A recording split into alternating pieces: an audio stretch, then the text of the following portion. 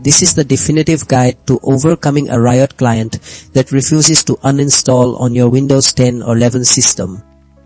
Having personally encountered this frustrating issue and tested numerous approaches, I've identified several effective methods to resolve it, and I'm here to share them with you now. Method 1 addresses the most common culprit, residual background processes preventing a clean removal.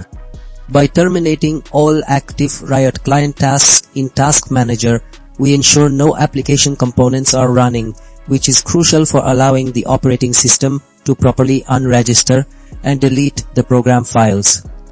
Following this, a manual deletion of the Riot Games installation folder, combined with a system file checker scan, reinforces the process by cleaning up any lingering data and repairing potential Windows corruption that might impede uninstallation.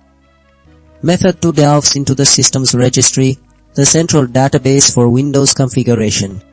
Stubborn uninstallations often leave behind registry keys that lock the program's data, preventing its removal.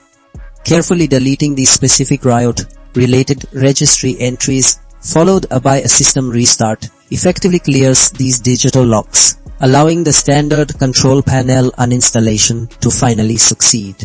Method 3 introduces a specialized tool, Revo Uninstaller, designed to force uninstall stubborn programs.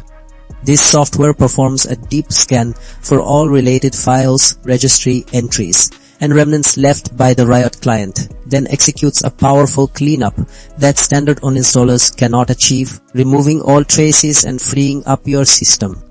Finally, Method 4 utilizes safe mode.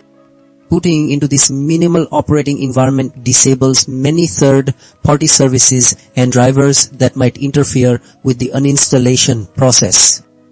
In safe mode, you can then manually locate and delete all Riot client folders, ensuring no file is locked or in use, thereby guaranteeing a complete removal before restarting into normal Windows operation.